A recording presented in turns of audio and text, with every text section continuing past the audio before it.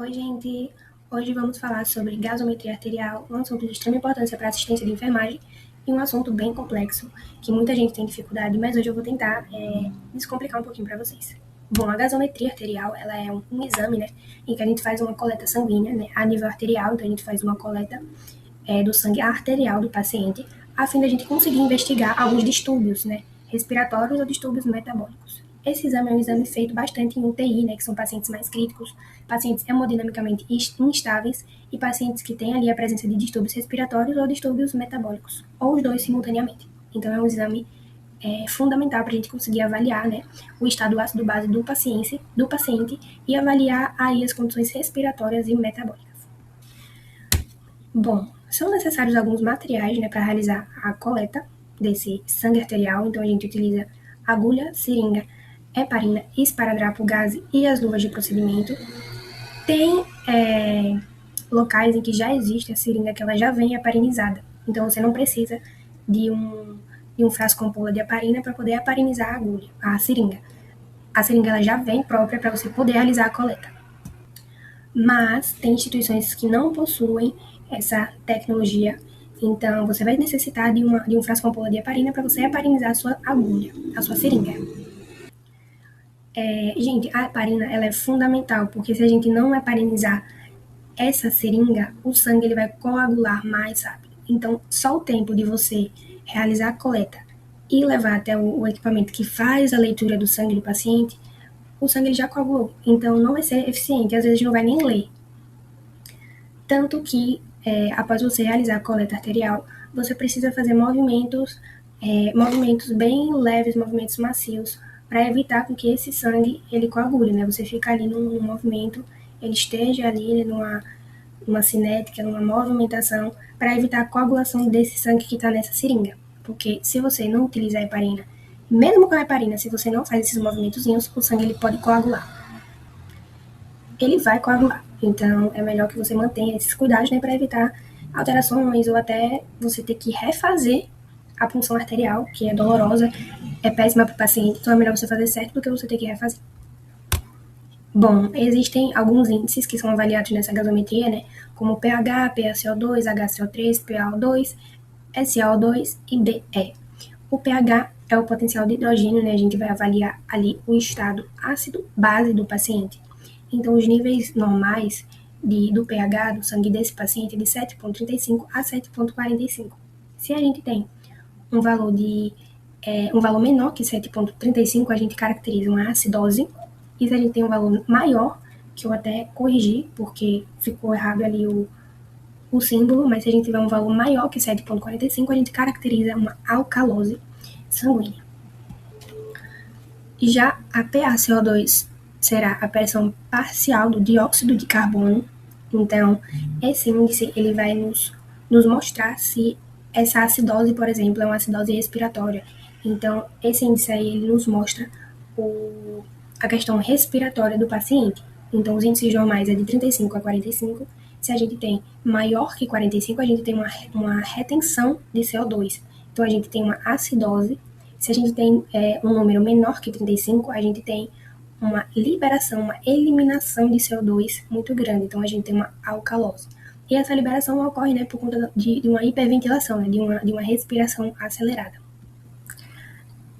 O HCO3, com um menuzinho em cima também, inclusive, a gente tem o bicarbonato, né, ele vai nos mostrar que aquela acidose, aquela alcalose vai ser metabólica, né, porque vai estar relacionado com os rins. Então, ali o CO2 a gente está relacionado com os pulmões. E o bicarbonato a gente está relacionando com os rins.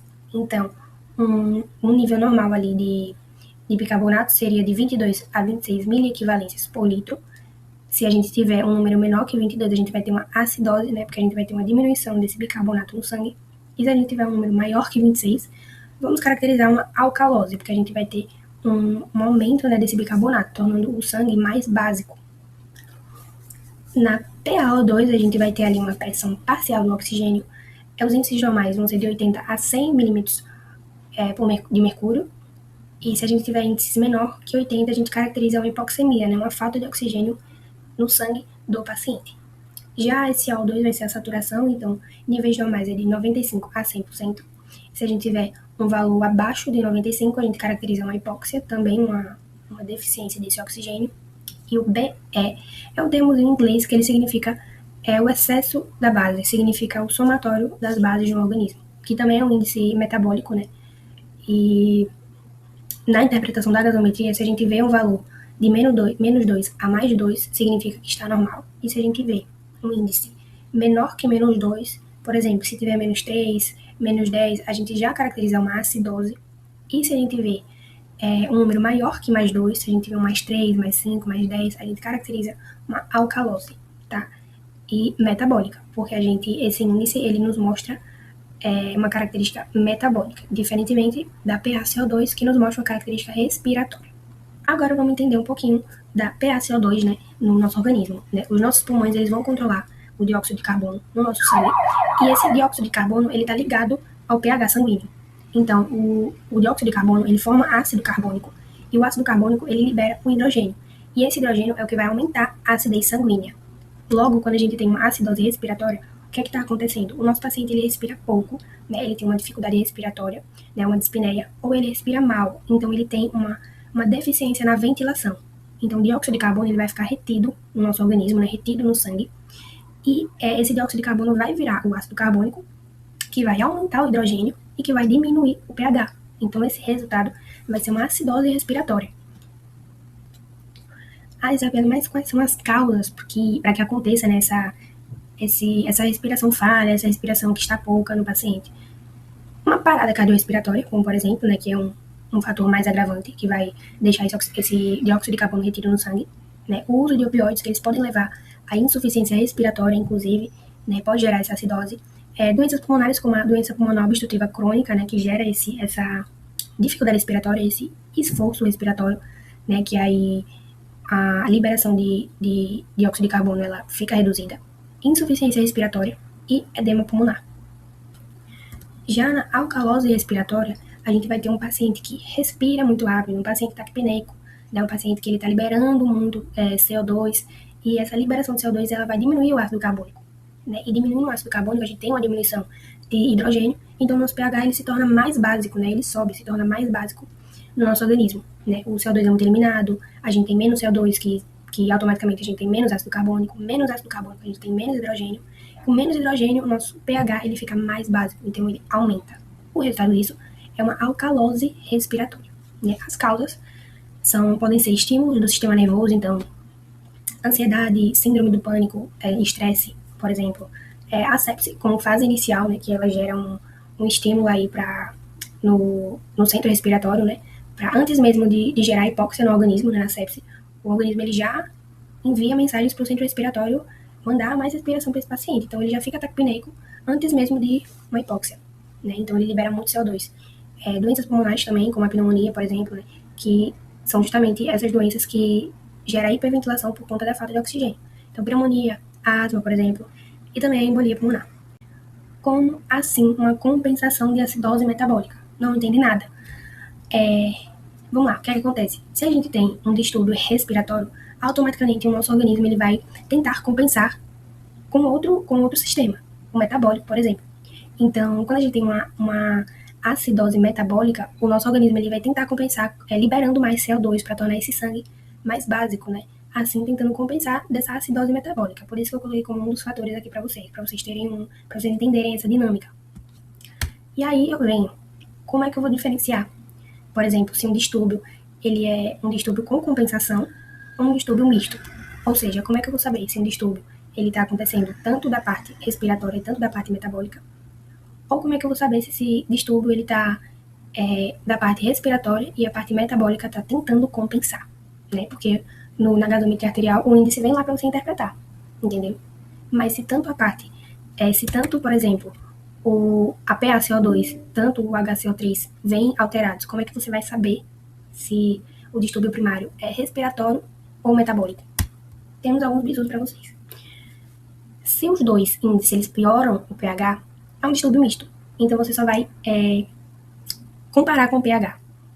Se um índice tentar corrigir, tentar melhorar o pH, esse distúrbio é compensado, é de compensação. Ou seja, vamos praticar. Temos aqui duas gasometrias arteriais para a gente interpretar aqui juntos. Primeiro, nós temos um pH de 7,36.